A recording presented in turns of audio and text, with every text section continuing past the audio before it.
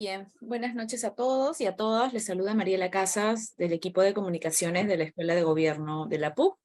En nombre de nuestra institución queremos agradecer su asistencia e interés en participar en este conversatorio, donde se dialogará y reflexionará sobre el impacto del control en la gestión pública. Este conversatorio es realizado en el marco de la convocatoria del Programa de Especialización en Gestión Pública, que está próximo a iniciar, y por lo cual contaremos con un espacio para que todos los interesados puedan contar con más detalles sobre este programa. Antes de iniciar con el conversatorio indicarles invitarles también a todos los asistentes a que puedan realizar sus preguntas a través del chat grupal que se encuentra en la parte inferior de la plataforma. Y bien, sin más vamos a dar inicio a este evento y para ello voy a presentar a Eber Kuzma, coordinador académico del Programa de Especialización en Gestión Pública, actualmente secretario de Gestión Pública de la PCM, presidente de la Comisión Multisectorial Permanente del Foro Multiactor del Gobierno Abierto. Además es miembro del Consejo Directivo del Centro Latinoamericano de Administración para el Desarrollo, CLAD. También nos acompaña Patricia Correa, educadora, especialista en gestión pública, se ha desempeñado como asesora del Consejo Nacional de Educación. Además ha sido jefa de la Oficina de Coordinación Regional del Minedu, consultora en diversos organismos del Estado y de organismos internacionales. Actualmente se desempeña como consultora de la oficina de UNESCO en Perú. Y contamos también con la participación de Lynn Berchero, quien cuenta con más de 15 años de experiencia en el sector público y privado. En los últimos 10 años se ha desempeñado, ha acompañado la reforma en gestión financiera pública del Perú, desde programas de asistencia técnica del Ministerio de Economía de Suiza, en permanente interacción con CEPLAN, el MEF y OCE. OCE, Contraloría General de la República, Servir y PCM. Finalmente nos acompaña Carolina Pineda, nuestra asesora del programa de especialización, que les brindará toda la información a detalle del programa académico. Así que sin más preámbulo, voy a darle pase al profesor Eber Kuzma. Adelante, profesor. Muchas gracias, Mariela. Agradecer al equipo PUC por la organización de este evento y también a todos y todas que se conectan y nos siguen esta tarde-noche para poder compartir un tema tan importante como es el caso del impacto del control en la gestión. El día de hoy nos acompañan dos extraordinarios profesores de nuestra Escuela de Gobierno, la profesora Patricia Correa y el profesor Lynn Berchero, para poder compartir en este conversatorio, que estimo de acuerdo a los tiempos, no será más de 25 a 30 minutos, para poder reflexionar y hacer una aproximación sobre los temas de control.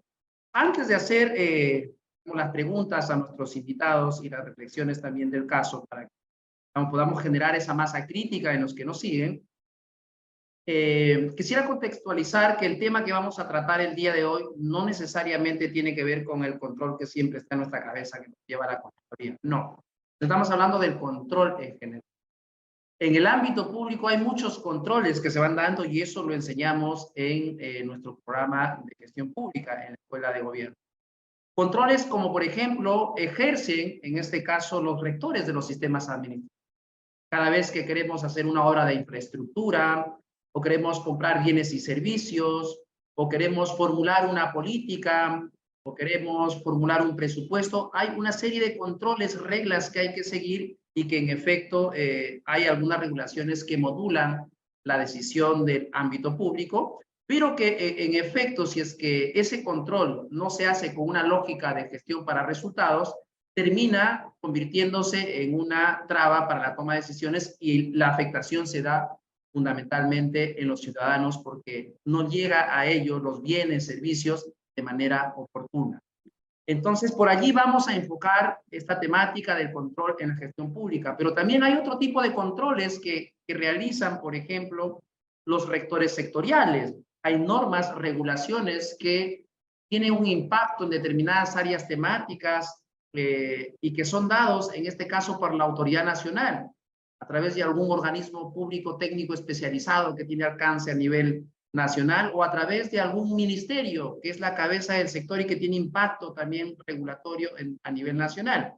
Entonces, ese tipo de estándares también que se fijan desde los sectores también tiene por allí un impacto, digamos, o un control en la forma como los gobiernos regionales y locales tienen que implementar esas regulaciones en base a ciertos estándares que se dicta el nivel nacional. Y tenemos naturalmente los controles, ya control interno, control externo, que es propio, digamos, de la evaluación que se hace en el ámbito público para poder verificar, por un lado, del control externo, si es que las decisiones se van dando bajo el marco legal. También hay un control interno que es genuino de toda institución pública que tiene que ver con la gestión de riesgo, ¿cierto? Todo directivo, todo titular de una entidad pública está plenamente facultado para hacer control digamos, concurrente, para poder hacer ese control interno gestionando, anticipándose, en este caso a los hechos, lo que conocemos como gestión del riesgo, que es lo que es necesario, digamos, hablar estos temas para poder ir mejorando en materia de gestión pública. Contextualizado entonces la temática que vamos a tocar el día de hoy, entonces voy a formular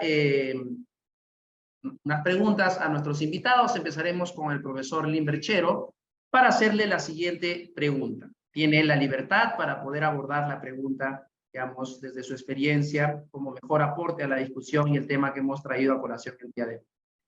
Desde tu experiencia, Limber, en los temas de control interno, ¿qué problemas se deben resolver para implementar un sistema de control eficiente? Bueno, muchas gracias, estimado Weber. Un saludo a toda la audiencia conectada. Este tema es un tema que tiene unas raíces muy profundas, digamos que toca la estructura. En primer lugar, debería mencionar que hay un divorcio aún latente entre la academia y el sector público. Entonces, un egresado de pregrado no tiene todas las herramientas o los conocimientos que le permitiría hacer gestión pública adecuada. En cualquier tema en específico, ¿no? Y más ahora, en esta nueva gestión pública, que es una gestión pública articulada, con varios sistemas trabajando a la vez, y que si no tienes esa visión holística del asunto, el control se vuelve algo que no vas a poder coger desde un punto específico de acción, sino que ya se vuelve algo que no vas a poder comprender. Ese es el reto que tiene hoy día el control. Me gustaría además remarcar que siendo la palabra control desde el comienzo algo mucho más grande, ¿no? No puede haber control si no hay objetivos. Entonces, tú controlas llegar a los objetivos. Tú mencionaste la cadena de valor, los resultados por los productos que nosotros estamos realizando como sector público, y vaya, quiera Dios que lleguemos al impacto esperado. Pero esta lógica detrás de ver los objetivos es una lógica implícita a la administración pública. Y como bien decías, ¿no? Yo diría que es hasta una cuestión de derecho que tiene la entidad de poder vincularse con sus objetivos, comprometiendo como sea posible las actividades a nivel de las distintas unidades orgánicas que la comportan. Eso por un lado. Y por otro lado, ya un tema, digamos ya del día a día, un tema casero, tiene que ver con el cambio de la normativa, ¿no? Si bien en los últimos años la normativa, desde distintos ámbitos, de distintos sectores, ha ido hacia una tendencia en donde cambia poco, en realidad en los últimos 20 años sí hemos tenido grandes cambios que incluso han tenido miradas y perspectivas diferentes, énfasis muy distintos. Entonces, eso, acoplado a lo anterior, ya genera un panorama en el cual el reto de implementar lo que significa lograr tus objetivos pasa hoy en día por herramientas como la gestión de riesgo, ¿no? La búsqueda de eficiencia desde el lado financiero, ¿no? Y la búsqueda de eficacia teniendo en cuenta una cadena de valor que busque cerrar brechas y por lo tanto tener sistemas que te permitan identificarlas como van cambiando a lo largo del tiempo. Por ahí abriría el tema, estimado Eber. Muchas gracias, Limber. Yo, antes de hacer una reflexión, digamos, tengo anotado acá ideas claves que ha disertado Limber. Voy a formular una pregunta a la profesora Patricia para que nos pueda, digamos, dar luces a esta discusión. La pregunta sería, digamos, la siguiente. Desde tu experiencia, Patricia, ¿nos puedes comentar algún caso en particular que nos pueda dar luces para poder reflexionar sobre los sistemas de control de manera general? Sí, bueno, primero decirte que me siento complacida de este diálogo contigo, con el profesor Limber, con todos los que están participando de esta sesión. Y creo que el marco que tanto tú, Heber, como el profesor Limber han dado, me llevan primero a señalar también dos elementos de contexto que puedan explicar también cómo veo yo también algunos casos que desde el sector de educación se vienen dando, ¿no? Uno primero es que el control debe ser para la satisfacción de los ciudadanos y está muy vinculado al tema de resultados. De hecho, si los estudiantes están en riesgo, digamos, si todo lo que se plantea como objetivo y no se logra cumplir, en realidad pone en riesgo el corazón del sistema educativo, que es que los chicos tengan bienestar, aprendan en un escenario de bienestar. Y lo segundo, hablando de brechas, que también lo ha dicho Lindbergh, él señalaba el divorcio entre la academia y la administración pública. Yo creo que a la vez hay un divorcio, digamos, para el cual no nos preparamos, por supuesto, es la administración pública y los territorios. Y creo que allí entro a mirar esta pregunta provocadora que me hace, porque tiene varias aristas. Yo quisiera solo poner un ejemplo desde mi experiencia. Desde el 2011 hay como 3 indicadores básicos sobre los cuales deberíamos tenerlo como piso que no se han logrado cumplir hasta hoy. Estoy hablando, digamos, como indicadores que se pusieron en evidencia para hacer un sistema de seguimiento. Infraestructura, que no es solo mantenimiento educativo, un gran tema que hoy, digamos, ha sido parte de la discusión, no solo en educación, sino en general. Tenemos la distribución de materiales como un proceso también, que creo que puede tener, de alguna manera, tiene un impacto, porque sin los materiales que no llegan a los estudiantes a tiempo, tampoco estamos cumpliendo con el objetivo. Y un tercer punto tiene que ver con la contratación docente. Son esos 3 indicadores que pueden dar cuenta de cuánto estamos avanzando, cumpliendo con los objetivos, y yo quiero un poco poner el zoom, además, en lo de infraestructura, porque nosotros tenemos, digamos, probablemente sea la infraestructura más distribuida en todo el país, que son 54.800 más o menos instituciones educativas, ¿no? Que atienden a 6.8 millones de estudiantes aproximadamente, y que según los datos que hemos tenido justo de Contraloría, el 48% debería ser demolido con urgencia. El 18% requiere de reforzamiento y 10% necesita mantenimiento. Pero ojo, esto es desde esta mirada, digamos, también, si se quiere, muestral, porque las 54.800 instituciones educativas, después de lo que hemos vivido hoy, digamos, con los huaicos y el impacto que ha tenido todo esto, creo que se va a incrementar. Entonces, creo que hay un desafío grande, Heber, sobre cómo estamos mirando también el control, pensando en qué y cómo logramos que esto, digamos, que las decisiones que se tomen puedan responder efectivamente a las realidades y contextos territoriales diferentes. Muchas gracias, Patricia. A ver, yo creo que han tocado, digamos, cosas con perspectivas distintas desde sus experiencias, pero creo que han habido puntos en común que, digamos, me gustaría reflexionar. A ver, yo creo que mirándonos desde una manera holística, creo que Lindbergh le pone el ojo allí, digamos, desde la forma como, bajo un esquema de gobernanza pública, no solamente al sector público le interesa que las cosas vayan bien, ¿no?, sino que también le interesa a la sociedad civil organizada, a la academia, al sector privado. Y en efecto, la academia cumple un rol fundamental en la preparación de aspirantes, por ejemplo, a la función pública, ¿verdad?, porque muchos van al privado y otros también ven como una oportunidad laboral al sector público. Yo creo que allí hay que trabajar decididamente, creo yo, con las universidades y los centros de formación para poder articular esa demanda que tiene el Estado para poder prestar mejor los bienes y servicios. Creo que no podríamos esperar que eso suceda después, sino hay que ver cómo lo hacemos desde una etapa temprana. También se ha tocado, digamos, el tema de desarticulación, ¿no es cierto?, de los sistemas. Efectivamente, yo creo que para poder cumplir los objetivos de política pública, los sistemas administrativos debieran tener en cuenta que el control es subsidiario. El control toma esa coronita en tanto sea un control para resultados. Muy bien lo han dicho Patricia y Lindbergh. Me ha gustado esa parte. No hay, digamos, control sin objetivos. Es decir, la variable, en este caso, independiente, son los objetivos. Es como que no hay política pública si no hay problema que resolver, ¿no es cierto? No hay control si no hay objetivos. En eso han coincidido ustedes, dicho de otra manera. O sea, si no hay control si no es para satisfacer las necesidades del ciudadano, decía Patricia Correa. Y creo que esa parte hemos perdido de vista en el mundo público porque la inercia, el día a día nos va a ganar. Entonces es momento de que los sistemas administrativos entiendan que su control es para poder garantizar de que las decisiones que se van tomando en el plano operacional tengan un claro foco, en este caso son implementar las políticas públicas para satisfacer las necesidades de los ciudadanos.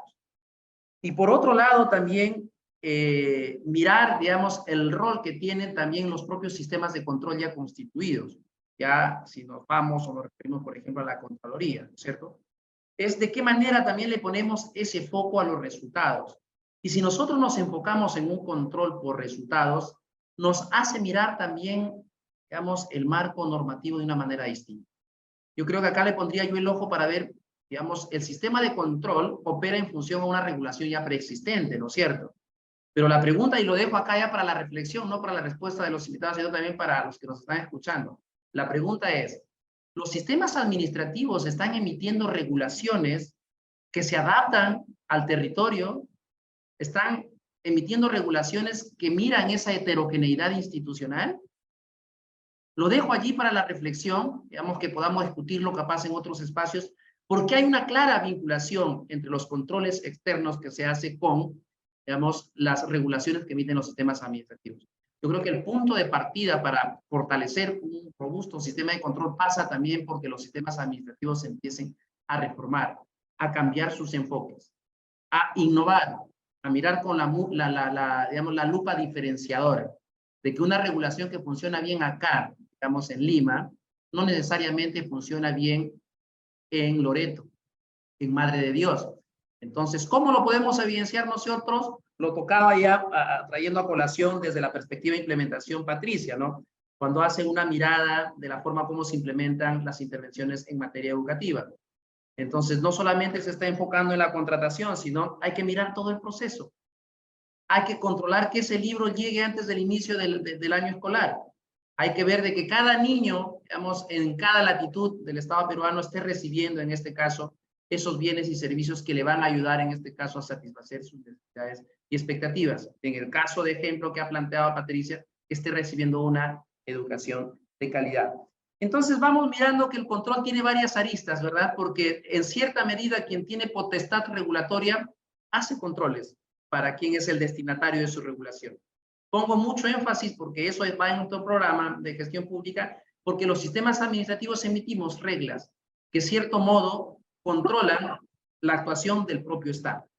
Entonces, ese control, insisto, ya como una idea fuerza capaz de reflexión de estas primeras preguntas, es que el valor del ejercicio de los rectores de los sistemas administrativos pasa por que ese control contribuye al logro de resultados. Puño esta frase, digamos, que no vamos a olvidar hoy, que no hay, digamos, control si no hay objetivos, si no hay satisfacción del ciudadano. Bien, entonces, seguimos, digamos, con un par de preguntas más para nuestros invitados. Vamos nuevamente con el profesor Limber. La pregunta es como la siguiente. ¿Consideras que la sobreregulación administrativa representa un problema para las acciones de control? Bueno, definitivamente cualquier sobre algo es algo que ya es una mochila pesada, ¿no? En el caso del Perú, mira, sobre regulación, sí, pues sería inútil entrar en una discusión de que si hay mucha o poca, sabemos que hay mucha. Lo que tenemos que tener claro a partir de eso es que el día a día del sector público peruano, del empleado público, que se levanta muy temprano y se va muy tarde a casa para cumplir con todo lo que hay que hacer, tiene que responder no solamente a los productos, como bien mencionaba Patricia en el caso de educación, ¿no? Contratación docente, reparto de libros, sino también a los que no son productos, pero están allí, ¿no? El reporte al rector 1, el reporte al rector número 2, el reporte a los 11 rectores y se te fue la mañana. Entonces, ¿qué tipo de productividad, qué tipo de eficiencia hay en este tipo de situaciones?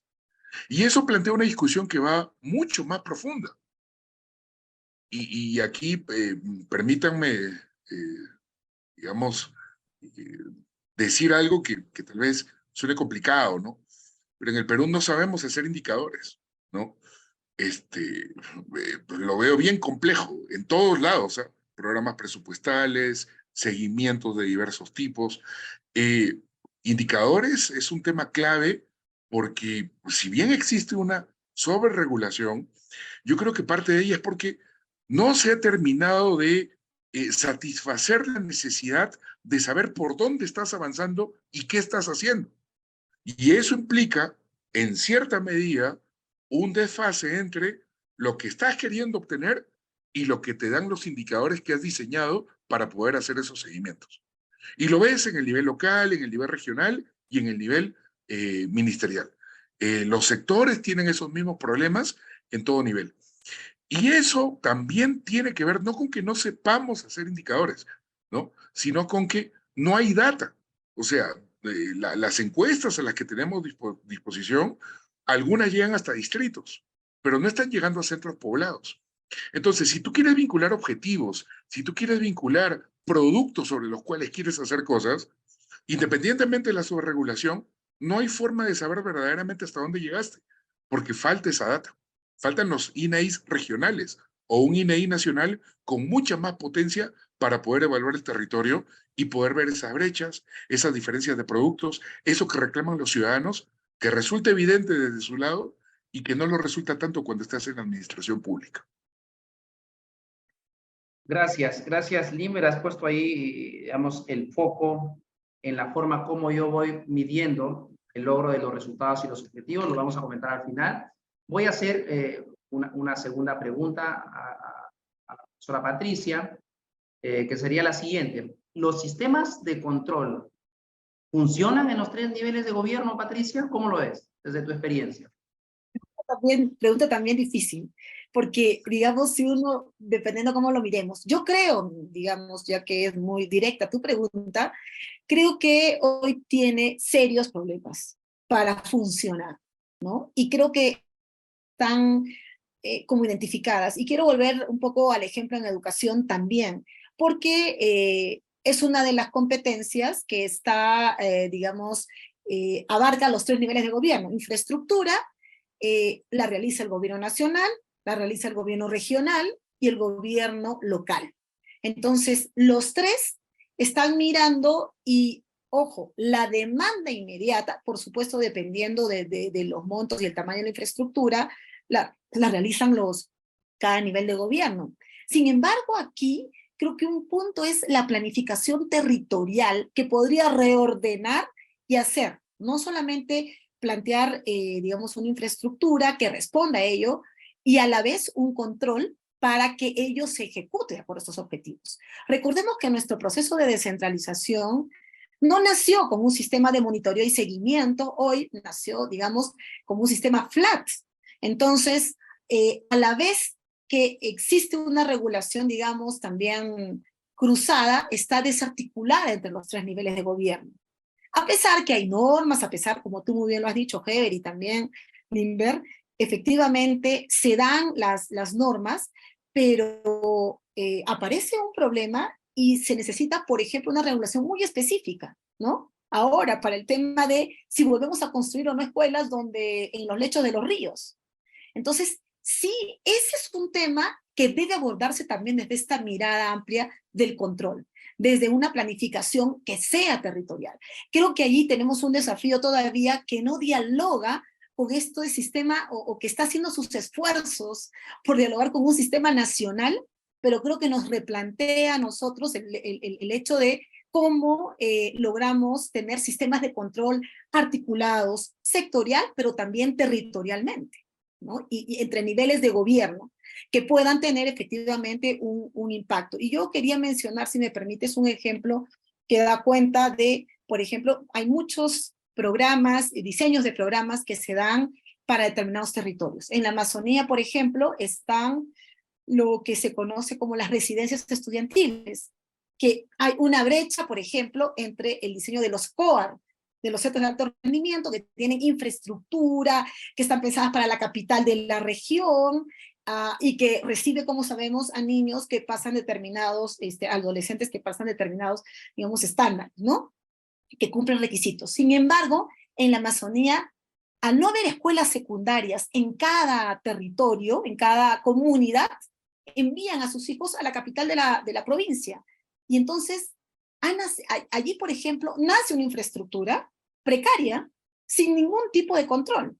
Es residencia, viven los estudiantes ahí, por supuesto, y están expuestos a un conjunto, digamos, de riesgos.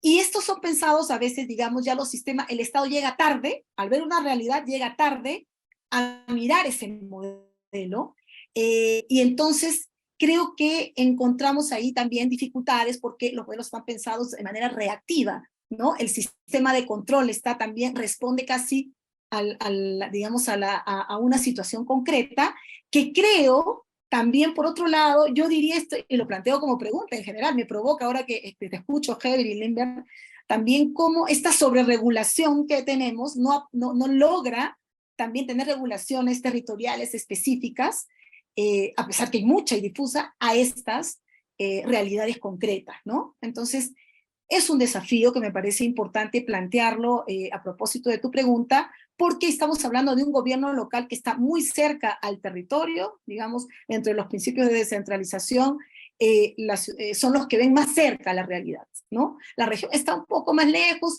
y en la Amazonía mucho más, sobre todo porque tenemos más de 10 regiones que son amazónicas, y el nacional, por supuesto, muchísimo más lejos, ¿no? Entonces creo que ahí hay un desafío, pensando en tu pregunta, que me parece muy desafiante, que hay que responderla desde varios aspectos. Creo que sí, no logra hoy cumplir con el rol para el cual nació, ¿no?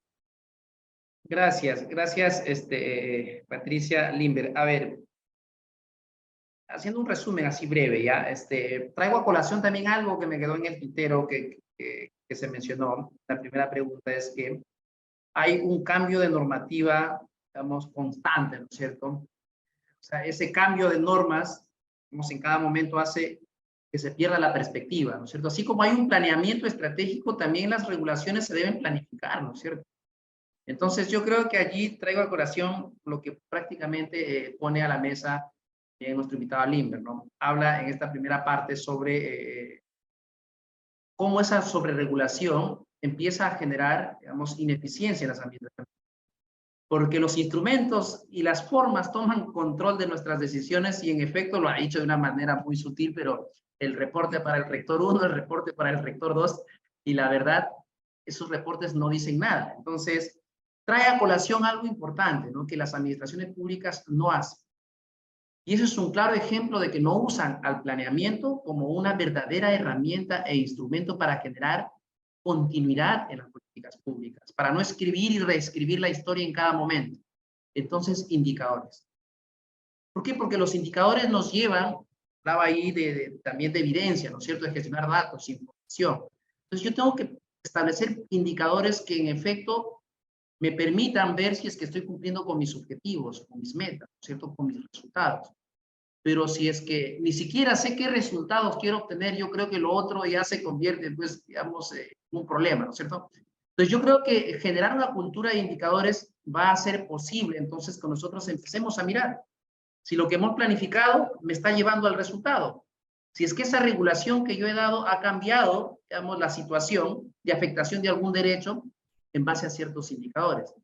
Entonces yo creo que si es que nosotros no tenemos objetivos, no tenemos a dónde apuntar, ¿cierto? A veces creo que no hemos resuelto todavía esa tarea de planificación. Por eso es que traigo a colación algo importante que dice Patricia, ¿no es cierto? Hablando de lo importante que es la planificación de la planificación territorial. Yo creo que en gestión pública tenemos que estar convencidos que el planeamiento es la parte esencial. En todo emprendimiento primero planifico, primero me visualizo, primero pienso qué quiero o qué aspiro como Estado peruano en el 2050. En cualquier sociedad, el planeamiento significa hacer un ejercicio de cómo me veo en el futuro, entonces me planteo objetivos, me planteo resultados que quiero alcanzar en un mediano y largo plazo. Entonces, esa parte creo que yo es un desafío todavía en el Estado peruano. Hay que ver qué reformas se tendrían que hacer porque el ejercicio de la planificación o no se toma en cuenta o se hace, digamos, en cada momento, en cada circunstancia, en cada coyuntura, y finalmente terminamos como la Autoridad para la Reconstrucción, ¿no? Que se creó para poder resolver los problemas del norte, pero en el camino se le fueron asignando funciones para hacer colegios, para hacer escuelas, y no terminó de hacer su actividad principal, que era, digamos, evitar que eventos como el que ha sucedido hace unas semanas puedan producir los mismos efectos nocivos que va contra la vida de las personas en el norte. Entonces, yo creo que aquí también, más o menos centralizando, otra idea fuerza para los que nos siguen es la planificación territorial. Tenemos que planificar tanto los sistemas administrativos en tanto resultados que queremos evidenciar, como los rectores sectoriales, como los rectores funcionales. Tenemos que mirar, digamos, el Perú con una perspectiva territorial.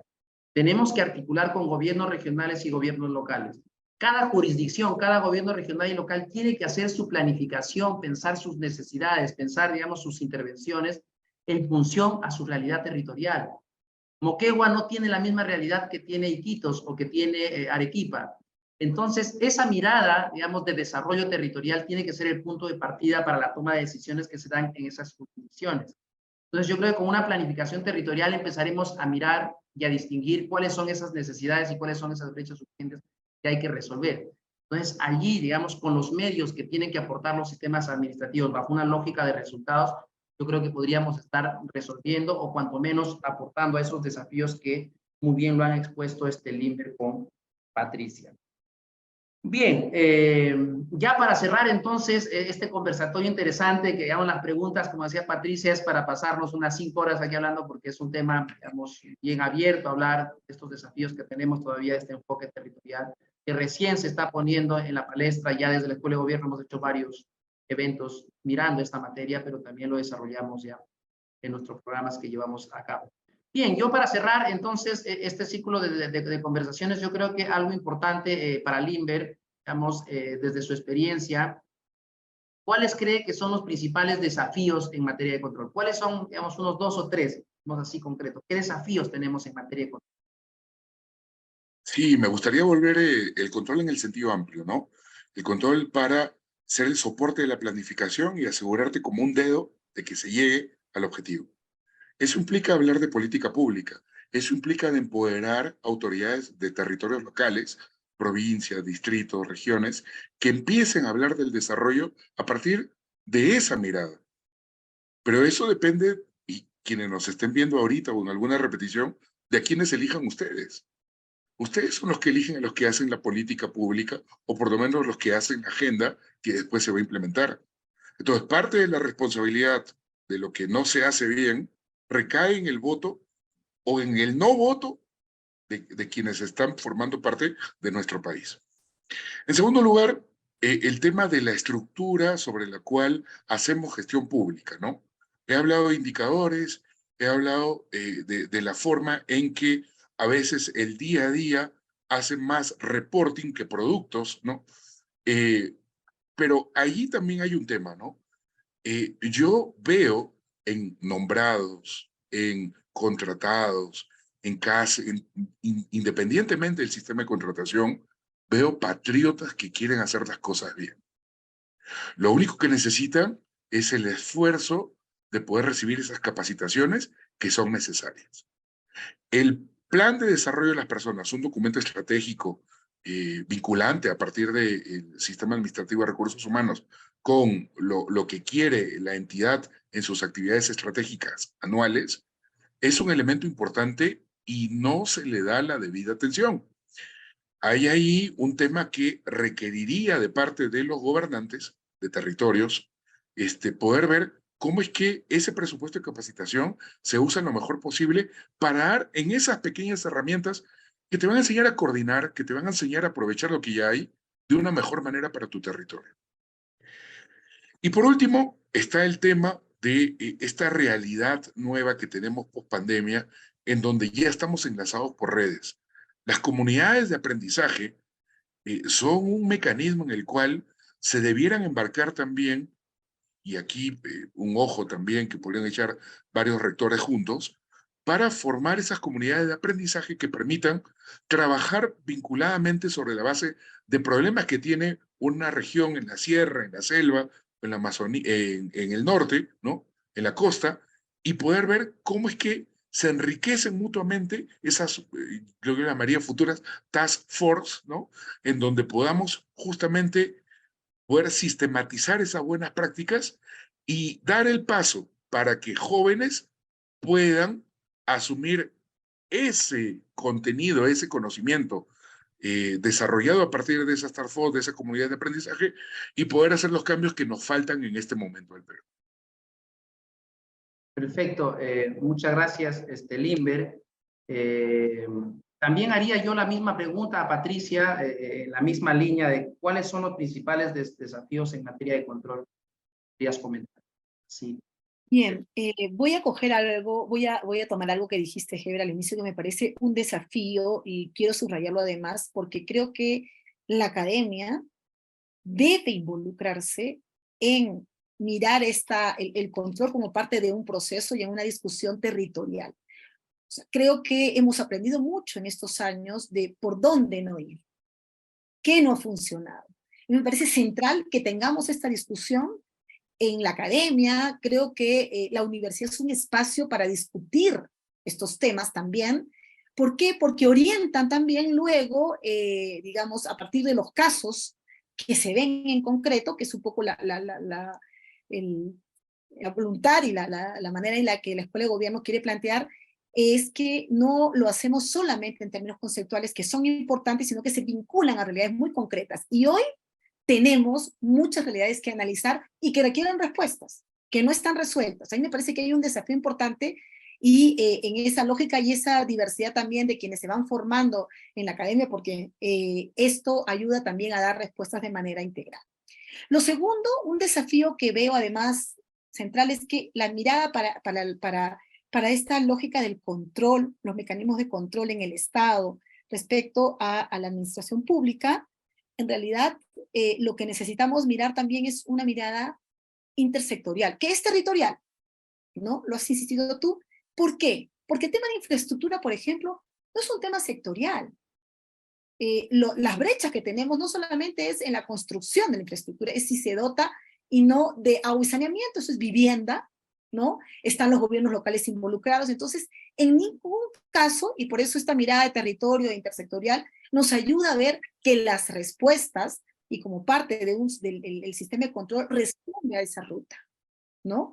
Creo que allí también, ese lo veo como un desafío para la gestión pública. Y creo que en esta ruta no solo basta, es el otro desafío que vengo, fortalecer capacidades.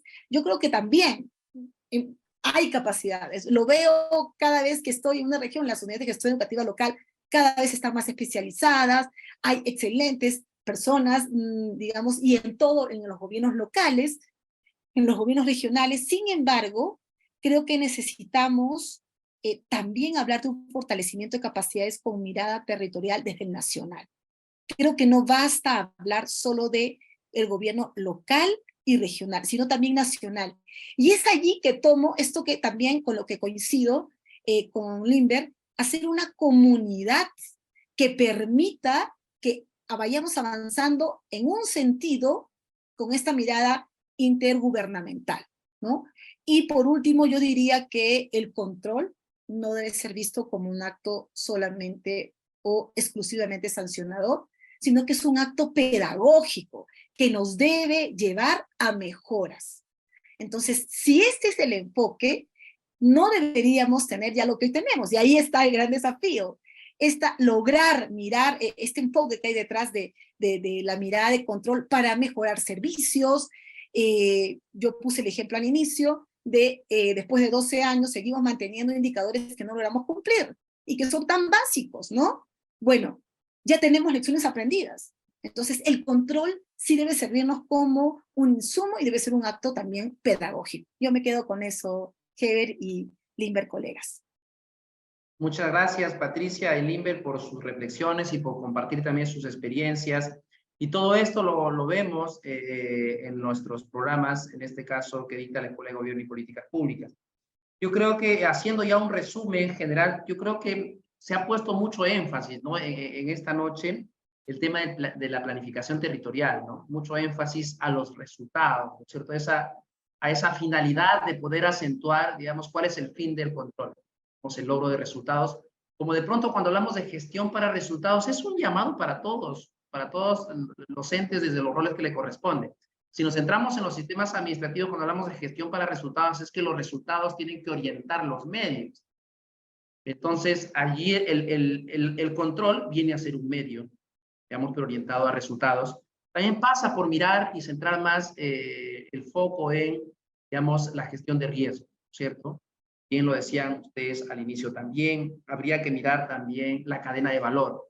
Cuando hablamos de cadena de valor público, nos extrapola de lo institucional y nos saca a mirar el territorio, ¿no? Cuando hablamos de cadena de valor público, obviamente nos hace desarrollar esa mirada sistémica, holística, y entender que los problemas públicos no se resuelven desde una perspectiva institucional o sectorial, sino cuando hablamos de un cambio en las variables sociales, necesariamente requiere el involucramiento y la participación de más de un nivel de gobierno, de más de un ministerio, incluso de más de un poder del Estado. Entonces yo creo que por allí también va el desafío que siempre hablamos de la necesidad de coordinar y articular entre varios actores que tienen que generar intervenciones que lleguen de manera simultánea. Por allí tenemos problemas desde los propios rectores sectoriales o de aquellos que tienen, digamos, el encargo de proveer los bienes y servicios o los que fijan las reglas, es que no llegamos de manera simultánea. Las obras, digamos, de desarrollo social no llegan de manera simultánea. Un sector hace una obra, ponía yo un ejemplo, hago la obra de irrigación, ¿no? Pero fomento, en este caso, las economías, la agricultura familiar, se produce más, digamos, esa asistencia que se da de una perspectiva agraria. Pero si es que yo no hago la obra de infraestructura para sacar esa sobreproducción que genera los beneficios de ese canal de irrigación, no se va a generar el beneficio, porque la persona no va a tener a quién vender. Entonces, eso es incorporar ese enfoque sistémico para llegar en combo a los territorios, con esa mirada de planificación territorial, como bien lo han expuesto ustedes el día de hoy. Y otra palabra también, otra idea fuerza que me está quedando aquí es el foco que le han puesto ustedes a los sistemas administrativos, ¿cierto? Entonces yo para cerrar, yo creo que esos desafíos ya se vienen discutiendo en la academia, también en el ámbito público. Es muy probable que las siguientes semanas se esté creando, digamos, en esta delegación de facultades que ha emitido el Parlamento, una comisión permanente para articular los sistemas administrativos. Nunca se ha tenido en el Estado peruano que los 11 sistemas administrativos se sienten a discutir y empiecen a mirar también de manera sistémica cómo intervienen en el territorio.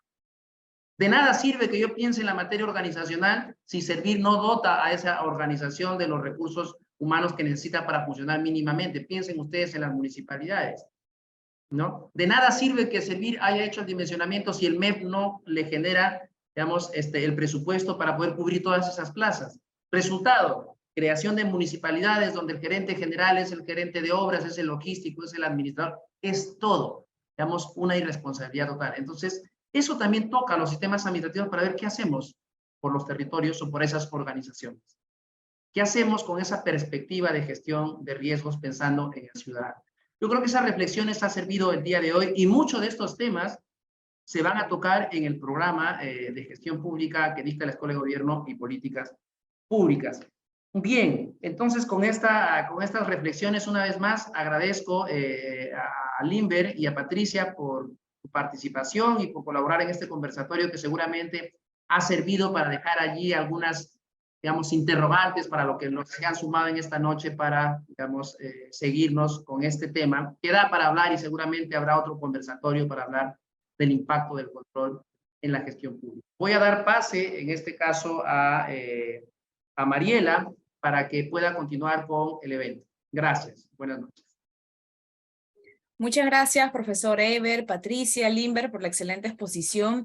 Y justamente, profesor, ya para pasar a la siguiente fase del evento, ¿no? Ya casi la final y presentar un poco acerca del programa de especialización.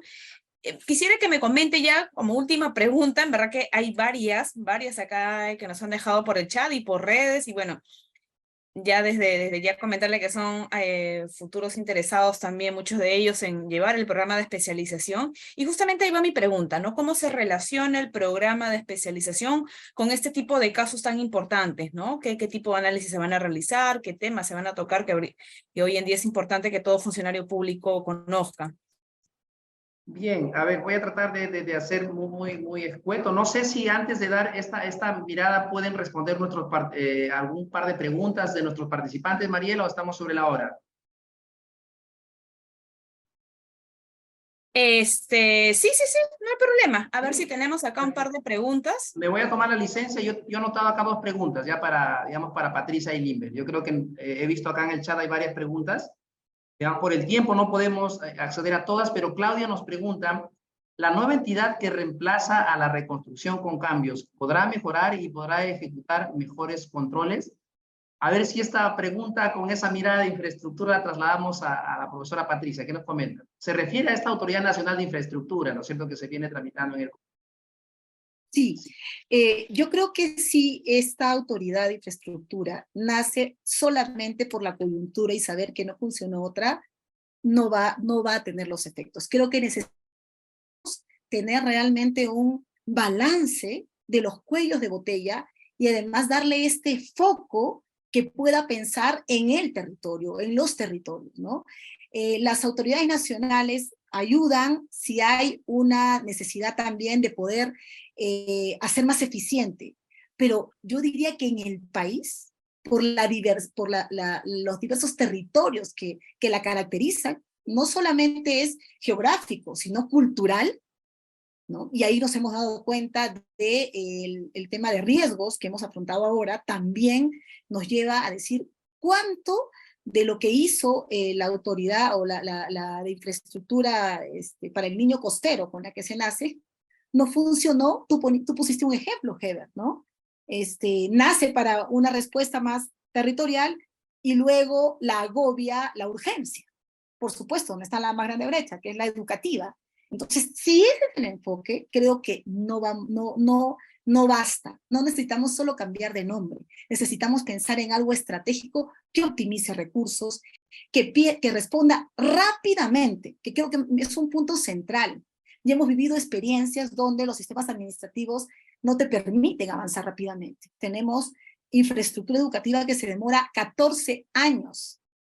Entonces, la propia institución o organismo no necesariamente puede resolver ese problema. Creo que tiene que tener a la base una planificación territorial. Y ese es un desafío que no es de la noche a la mañana.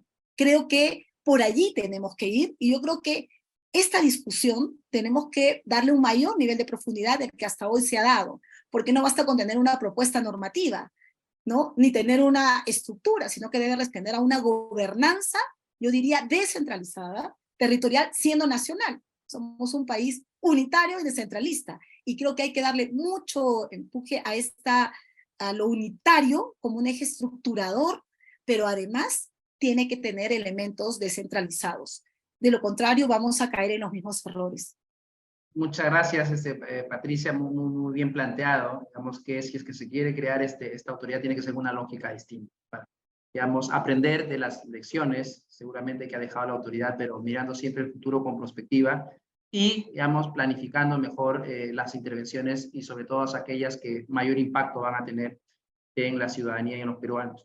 Bien, y para cerrar la ronda de preguntas, hay acá una pregunta que va a ser para, digamos, el profesor Limber. La pregunta es un poco ahí, digamos, un poco compleja, pero yo creo que es necesario abordarlo para el cierre de esta conversación. Nos pregunta Liliana, ¿quién controla a los OSIs? ¿Es el propio ente rector del Sistema Nacional de Control? A ver, ¿qué nos dice Limber? Tu audio, Limber, tu audio. Perfecto. El servicio de control gubernamental externo que lo brinda, ¿no?, el órgano de control institucional, tiene una normativa que ya prevé dentro de la misma legislación las respuestas a algunas situaciones en las cuales o no tiene la respuesta o no tiene la adecuada diligencia de parte de la misma oficina. Además, tienen un órgano de control para el órgano de control en las oficinas regionales de Contraloría, además de la gerencia propia de estos temas en la sede central de la Contraloría. Pero la pregunta puede ir escalando para arriba, estimado Eber, ¿no? O sea, ¿quién controla a los socios? ¿Quién controla a los que controlan a los socios, ¿no? Y así para arriba. En realidad, el punto central aquí es cuánta gente buena tenemos en el sector público, ¿no? La gente buena no necesita un OSI detrás para hacer las cosas bien. Pero la gente buena, con sobreregulación, la gente buena, sin los recursos adecuados de coordinación de los sistemas administrativos, no está en el sector público. Entonces, tenemos lo que tenemos, producto de una serie de situaciones sobre las cuales debemos tener la calma para ver el medio vaso lleno. El medio vaso lleno es que tenemos una estructura que mal que bien tiene contrapoderes, que tiene mecanismos para poder darnos cuenta por dónde corregir. De repente no corregimos, pero sabemos dónde debemos corregir. Y tercero, tenemos la capacidad de poder hacer los cambios cada 5 años, eligiendo mejores autoridades que a su vez eligen mejores funcionarios. Gracias, Limber. Yo creo que necesitamos personas íntegras, ¿no? Por eso hablamos mucho de integridad pública.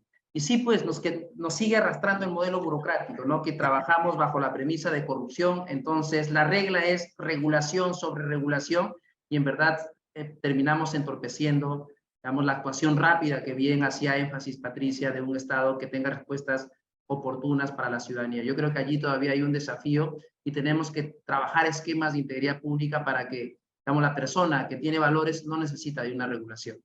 No necesita de un código de ética, porque son sus valores los que le gobiernan y siempre va a tener la tendencia a hacer el bien. Muchas gracias por sus respuestas, Limber y Patricia. Una vez más, les agradecemos por su participación. Ahora sí doy pase a Mariela, o creo que Mariela ya me dio el pase a mí, entonces yo creo que allí continúo ya para los que nos siguen. A ver, así rapidito nada más, Mariela. A ver, en nuestro programa de gestión pública justamente vamos a desarrollar estos temas. Limber forma parte también, por ejemplo, del programa de gestión pública. Él va a desarrollar el módulo de control gubernamental con esta perspectiva de, digamos, de evaluación de desempeño, ¿no es cierto?, centrándose más en la evaluación de riesgos de la gestión. Y como parte de nuestro programa, entonces, ¿qué ofrece la Escuela de Gobierno y Políticas Públicas a nuestros estudiantes? Es que en principio la plana docente está conformada por profesionales que conocen ampliamente las materias que dictan, pero que además también han estado trabajando en el sector público. Entonces, saben la parte teórica, pero saben también los problemas desde la aplicación. Entonces, yo creo que eso es una ventaja comparativa, digamos, para poder dar una mejor formación a nuestros estudiantes. Y lo otro, hemos armado una malla curricular muy interesante porque vamos a empezar con el curso de modernización del Estado para poder hablar de manera general lo que hemos dicho hoy. ¿Cómo formamos en cadena de valor público a nuestros estudiantes?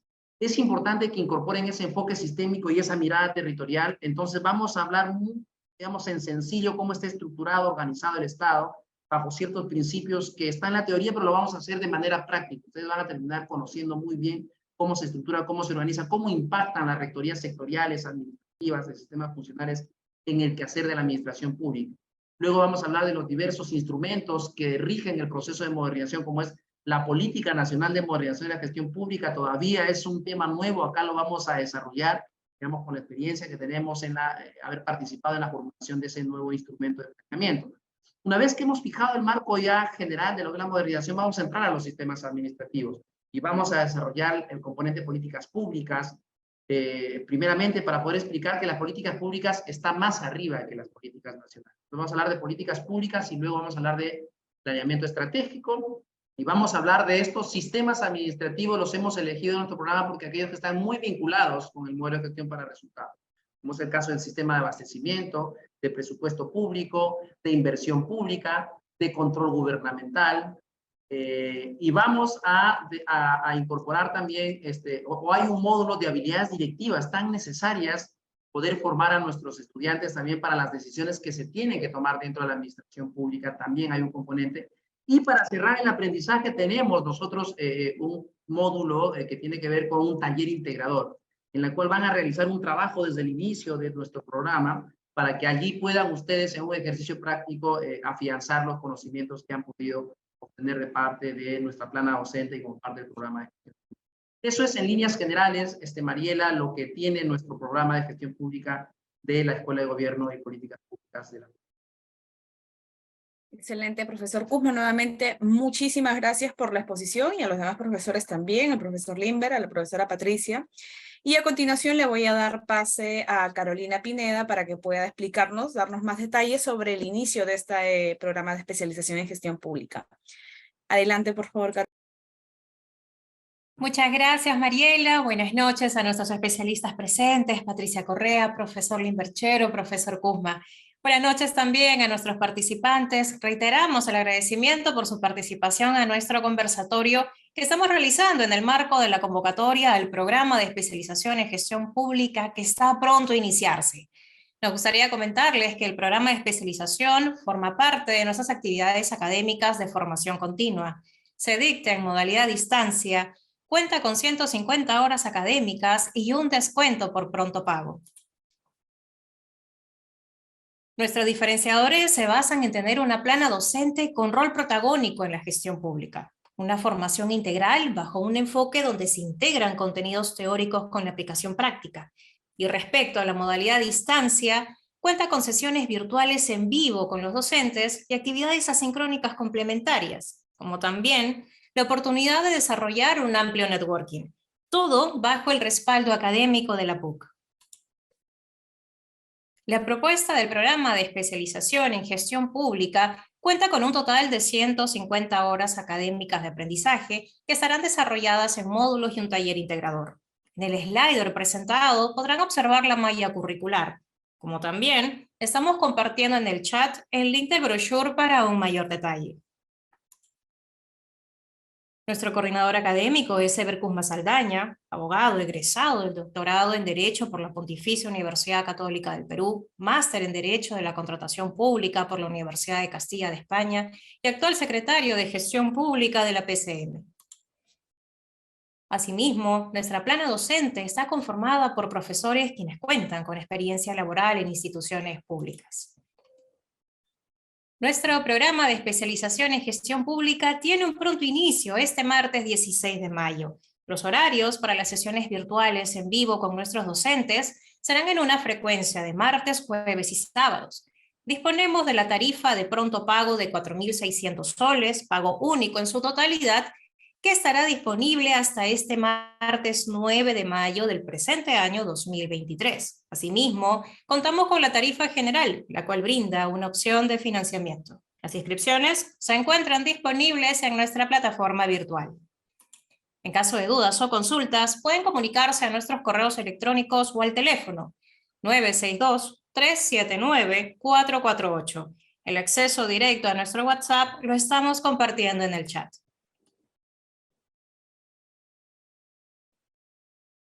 Asimismo, queremos compartirles la fecha de nuestra próxima edición del curso de capacitación en gestión pública y gobernanza a cargo del profesor Eber Kuzma. Cuenta con 40 horas académicas y se dictará en modalidad a distancia. A todos los interesados en conocer mayor detalle, no duden en comunicarse a nuestros correos o teléfonos de contacto brindados. Muchas gracias por su gentil atención. Quedamos atentos.